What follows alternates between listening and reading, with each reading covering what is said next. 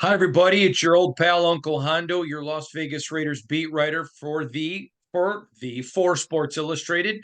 I'm also the host of the Las Vegas Raiders Insider Podcast, joined by one of my favorite humans on planet Earth.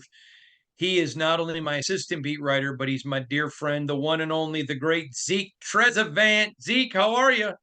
Hondo, my guy, how are you, man? Good to see you. We are literally days away now from the NFL draft. And I promised everybody last week, when you were on this week, I'm going to get your full Raiders 7-round mock draft. So Zeke Trezevant, without any further ado, it seems like the season ended months ago. It didn't. You can put trades in here. You can do whatever you want. It's your mock draft. Let's start round one. Raiders, pick number 13, Zeke Trezevant. What say you, oh great sage?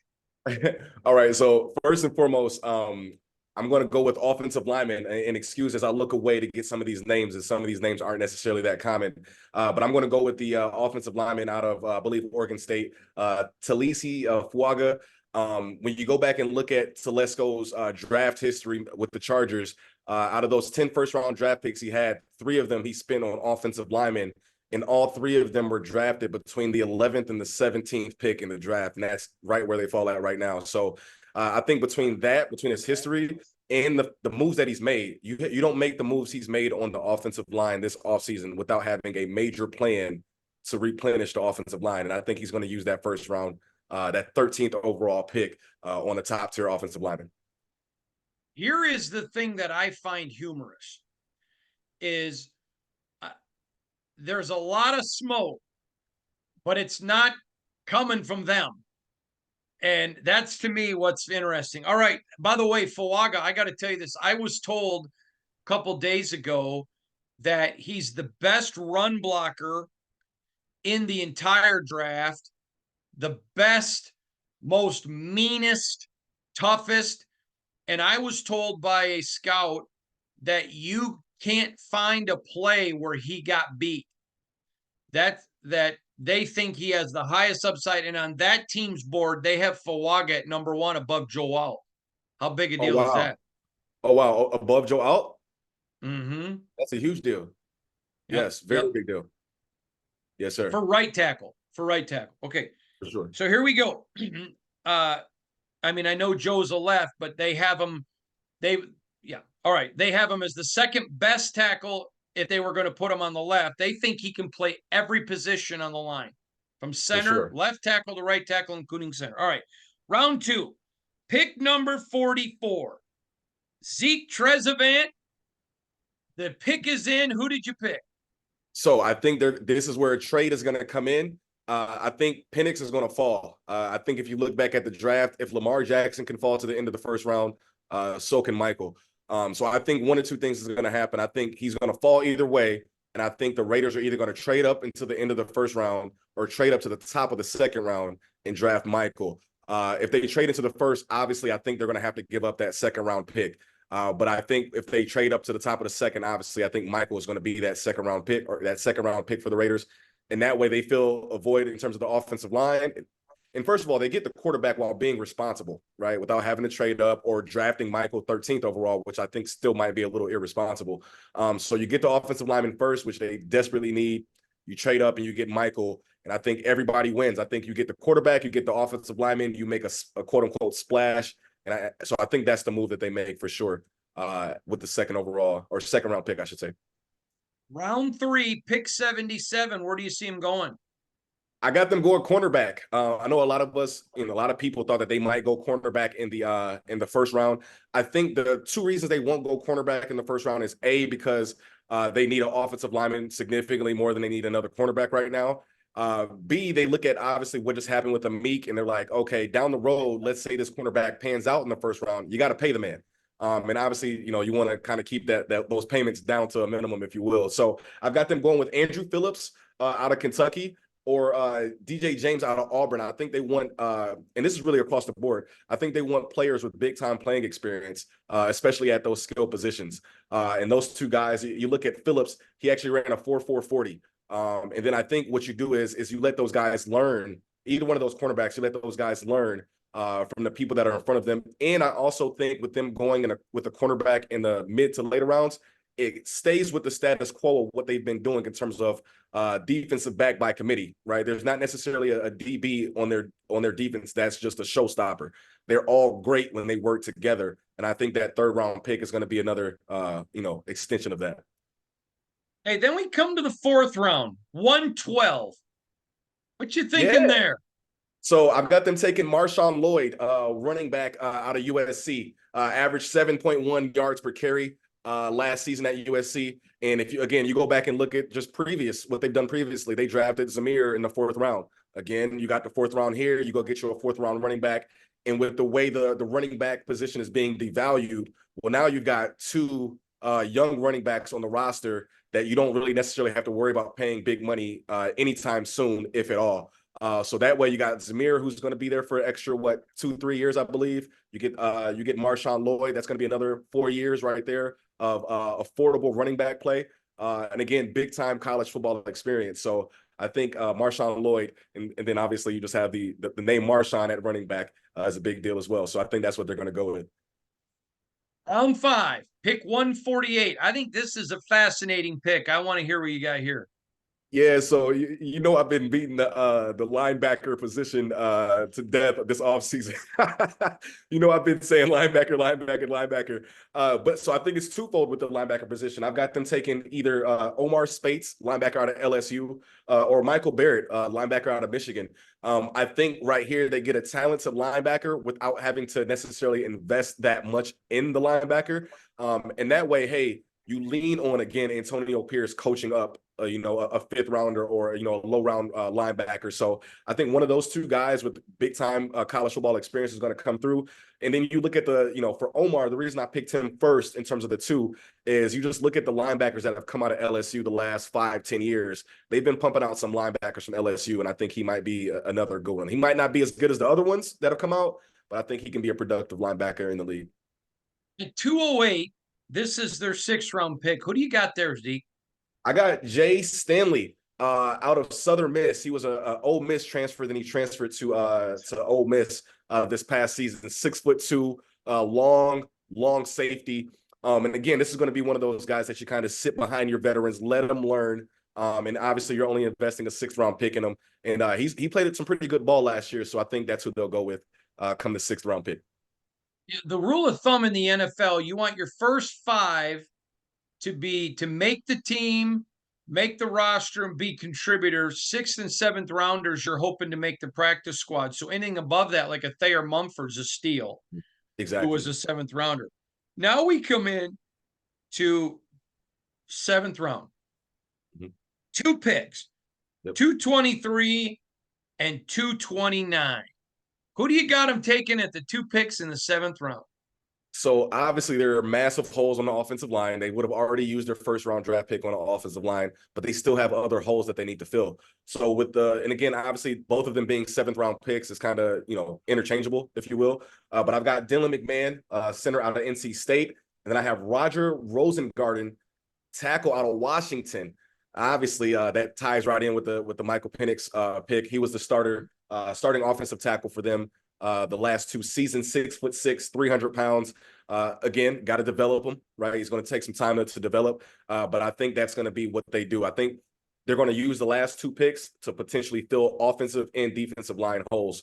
Or for the defensive line, it'll be depth. On the offensive line, it'll be holes for sure.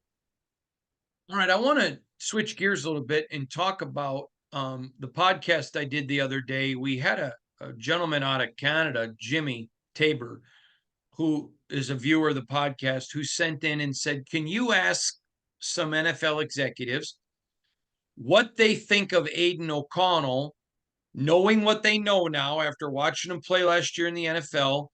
Where would they put him in this draft? Now, some people misrepresented what I said, but all 4 guys got back with me. All 4 guys thought he would be top 2 or 3 in this draft. And then all of them said if the Raiders were sitting there at 13, they would take him. 3 of the 2 said they think he would be the 2nd best quarterback in this draft, just based on what he actually did in the league under center, 3-1 in the AFC West, all of it.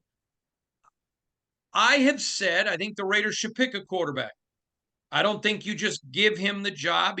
He's still got to go out and earn it. I think he's number one coming into camp, which AP agrees with me. I think he's got the inside track.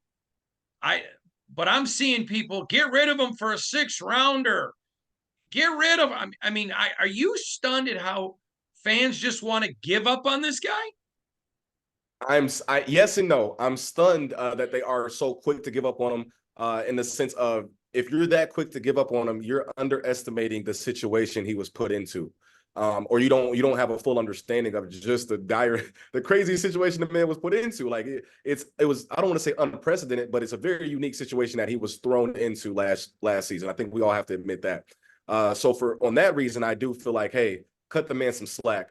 But then I also feel like in this day and age, people just want, again, instant gratification, especially from the quarterback position.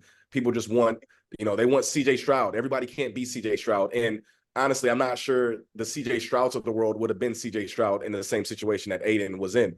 But for your question that was posed, I do think what people are failing to take into account is, like you said, what he actually did. It's easy to predict or try to predict what a rookie's going to do.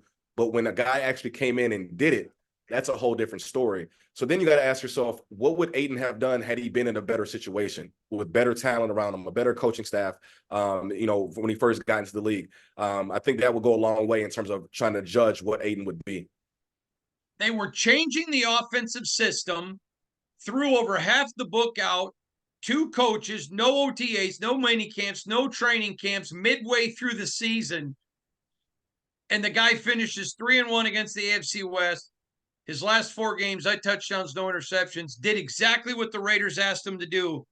Mm-hmm. And people want to throw this guy away. It makes no sense to me. I'm going to address this in a few. I'll just tell you. So I'm getting people, then the Raiders should trade him. Like where and for who and for what, to what team and what they're going to, like, they're paying him 4th round money. That means you're literally saying your team is stupid. Yeah. No. It's nuts. Oh, then they should trade him. Oh, if there's that much interest, then they should. Well, there's that much interest, so no. And so I also think that people don't understand that when you're not the starter in OTAs, how many snaps you're really not seeing, how many reps you and really I are there. Seeing.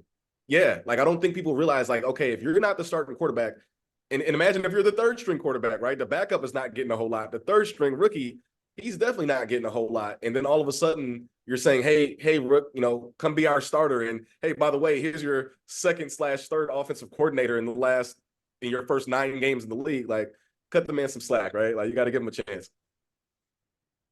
Listen, none of us are saying he's Peyton Manning. Right. Tom Brady, so my next question and answer article, I actually had a person post me up. There's never been a quarterback in the NFL that didn't play and succeed as a rookie that made into anything. I'm like, Phil Simms, Tom Brady. NFL has a long history. Peyton Manning. I'm just, it is today's, let's have a hot take and look cool. Yes. Mentality. None of us are saying he's Peyton. None of us are saying he's Tom Brady. We don't know. There's not enough evidence. But what he has shown us in the NFL, it's like one guy said to me, he's doing it in the NFL. All these rest of these guys have questions and holes. Exactly. He's doing it in the NFL. Exactly, 100%. He's done it. And I always laugh. All these other teams value him, then let's trade him. Value is definitely the word, but value is relative. And I think people forget that as well. So, yes, sir. I am so looking forward to the draft being over. I don't want to answer one more draft email, one more, but what about this? Or Hondo, I'm hearing this. Delete, delete, delete, delete. I mean, it just, The draft brings out every kind of crazy situation you could possibly come to mind. The draft is like a free for all for those ideas to come out. I had a gentleman, and I wish I could remember his name, from California send me an email. He's older than me. He goes, I can't call you uncle. I'm older than you. He says, but I watch your podcast every day. I feel for you. He goes, the draft is when the freaks come out. Literally, literally. Listen, I've read some things too myself just online. I'm like, what? Like, where did you get that from? Listen. I read something that had that mocked the Raiders taking a defensive tackle, and this is like a couple of weeks ago, not even like early in the offseason. Like, out of all the positions that need, even after signing Christian, like, what do you mean defense? Like, what are we talking about? So yeah, the draft brings out all the crazies for sure. Here's the thing that gets me is I'll give you another. Okay. Somebody sends me an email. I heard the Raiders are trading Devontae and getting Marvin Harrison.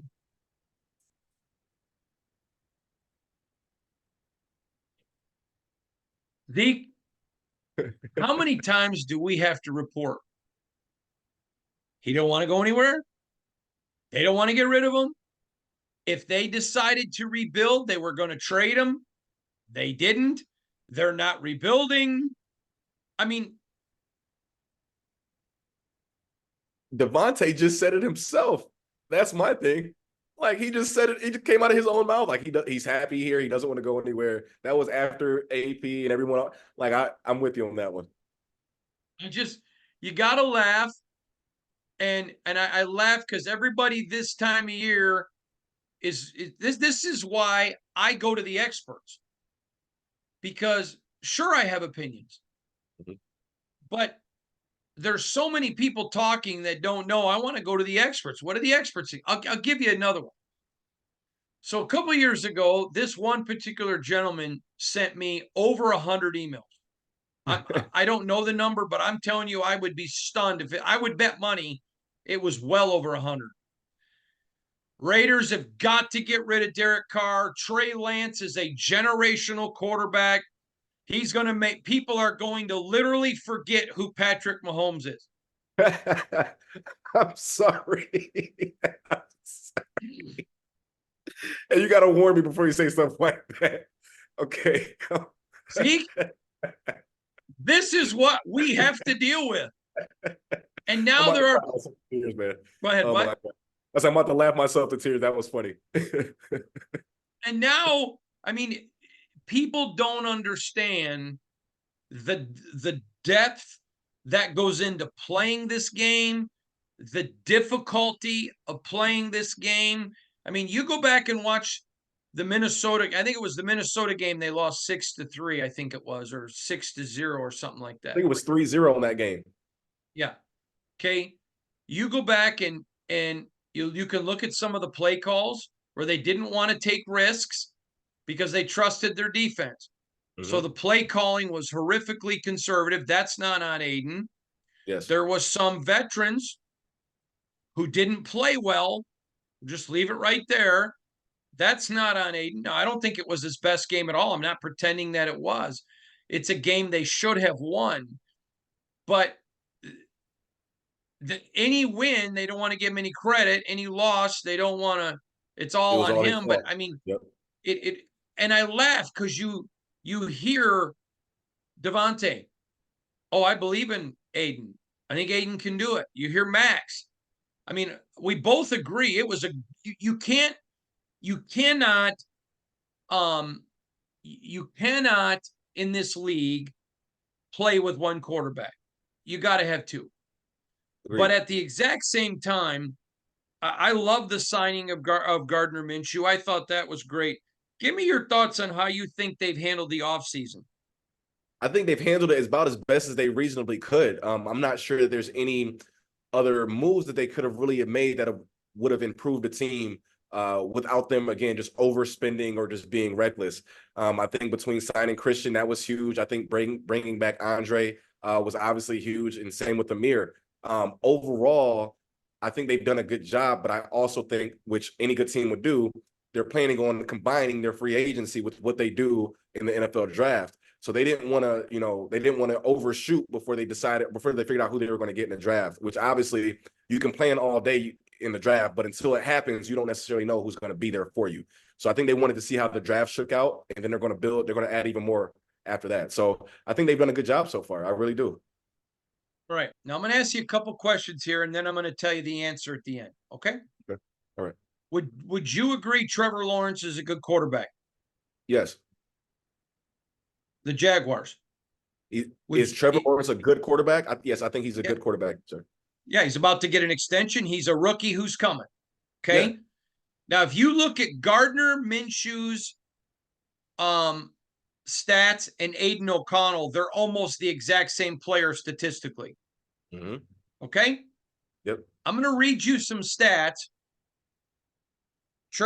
Now, somebody sent this to me. It's courtesy of a website that covers the Raider called Raiders Beat. These stats are courtesy of them. Someone sent it to me. Trevor Lawrence has been in the NFL 3 seasons as a starter. Okay? 58 passing touchdowns, 39 interceptions, an 85 passer rating in 50 games. Okay. Okay? Pretty good, right? Mm-hmm. Yes, sir. Gardner Minshew, 2 seasons as a starter, 59 passing TDs, one more than Trevor, 24 interceptions, 15 less, a 90.2 passer rating, 5 points higher in 49 games. And him and Aidan have essentially the same numbers. Now, I mean, comparatively, Gardner's played it a year more. That right there, the stats tell you people need to step away sometimes from an adult beverage or a Yoo-hoo. Would you agree? For sure, 100%. I just can picture some guy sitting at his computer in his mom's basement, sucking on a Pall Mall, drinking a Yahoo with big takes. Like, no, we don't need those takes. Not here. But no, I listen. But no, I was just going to say, in terms of Gardner, I think that's a very underrated addition to the team, specifically in terms of what he brings. And I think he's one of those guys that if you're looking at just the numbers, if you're looking at just the stat sheet, you're missing why the Raiders brought him in. I've said it before, I'll say it again. I don't think they necessarily expect Gardner to win the competition. But what Gardner is going to do is he should, in theory, bring the best out of Aidan. I think that's really what it's coming down to. And then you got to think about the different things he's experienced during his time in the league. That's valuable tidbits he can get across to Aidan. So I think they're bringing him in more so for Aidan than anything else, in my opinion. Well, what I think he's a very good quarterback. He's a great locker room guy. Him and Aidan already building a really close friendship. I think it was a great addition to the team. All right, I'm looking forward to the draft. How about you? I mean, I'm excited. I don't get excited much, but I'm excited about this draft. I'm excited to see what they do and just to kind of be a small part of it. Yes, sir.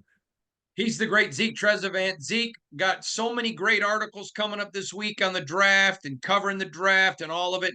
Super excited for our coverage with him. Remember, we're doing 10 articles a day on your Raiders. Ain't nobody giving you the depth of content that we're giving you. It's all 100% free. Just keep enjoying it when you go to si.com/NFL/Raiders. Zeke, tell them your handle on X, formerly known as Twitter. Yes, sir. It's EZ, short for Ezekiel. So EZ Trezevant, which is my last name. So EZT as in Tom, REZ, and then it should pop up from there. So EZ Trezevant. All right. Remember, you can follow me on IG at Hondo SR and on X, formerly known as Twitter at Hondo Carpenter. That's me and Zeke chopping it up. Chopping it up. You know it. Keep it 100. Hey. 100. You know it. Have you wore your Air Force Ones? Yes, 100%. No question. Just making sure you're wearing them. I'm saving them. I'm only going to wear them on game day. Only on game days? Okay, for sure. For sure. Yeah, I've rocked mine already a couple times. Yeah, they were a gift to me by someone in the organization. I'm only wearing them on game day. Yes, sir, for sure. They are comfortable, though. Oh yeah, very comfortable. Very, very comfortable. I got to quit giving them away though. I've given a ton away to fans, man. It's cost my wife's like So, costing you money. I know, but I like to give them to fans. All right, here we go. That's the great Zeke Trezevant. Check us out, everybody. We appreciate you. Have a wonderful day. We'll see you all tomorrow. Tomorrow's the official start of draft week.